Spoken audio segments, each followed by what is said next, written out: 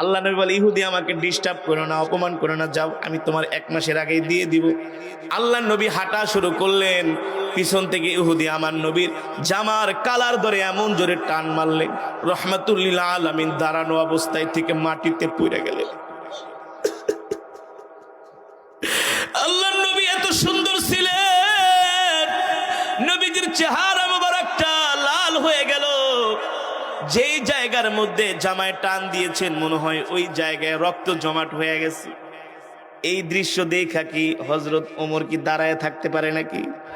হযরত ওমর তার তরবারিটা কোষ থেকে বের করে, খাপ থেকে বের করে ইহুদির গলায় ধরে বলে, ইহুদি এত বড় সাহস, আমার সামনে তুই আল্লাহর নবীর জামার কালারে হাত দিছস, আমি তোর কল্লা ফালায় দেব, আমি তোকে আর বাঁচায় রাখবো না, আমার হাত থেকে তোকে কেউ বাঁচাতে পারবে না।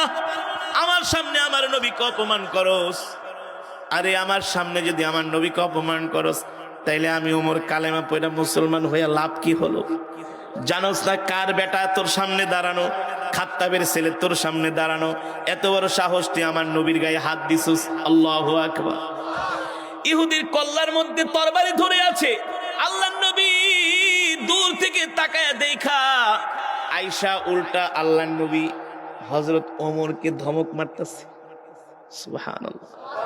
এ ওমর, সে হলো পাওনাদার, আমি হলাম দেনাদার।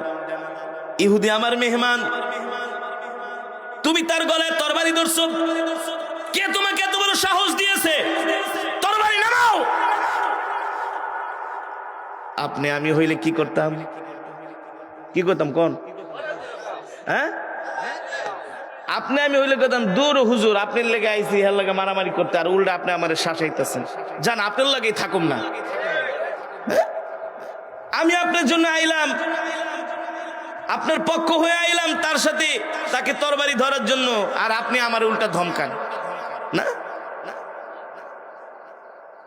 যেমন নবী তেমন সাহাবী। হযরত ওমর চুপ করে আছে, হযরত ওমর চুপ করে কান্না করতেছে। আল্লাহ নবী বলে, ওমর লিমা তাবকিয়া, ওমর কাঁদো কেন? ওগো নবীজি, আমার সামনে আপনার জামার কালারে ধরে টান দিছে, আমি ওমর সহ্য করতে পারি না, অনুমতি দেন আমি ওর কল্লা ফালায় দেব। আমার সামনে আমার নবীর গায়ে হাত দেয়, আরে আমি ওমর বেঁচে থাকা লাভ কি? আল্লাহ নবী বলে, ওমর সাবধান, আমার মেহমান অপমান করবা না, মাপ চাও। কাকে বলতেছেন মাপ চাও?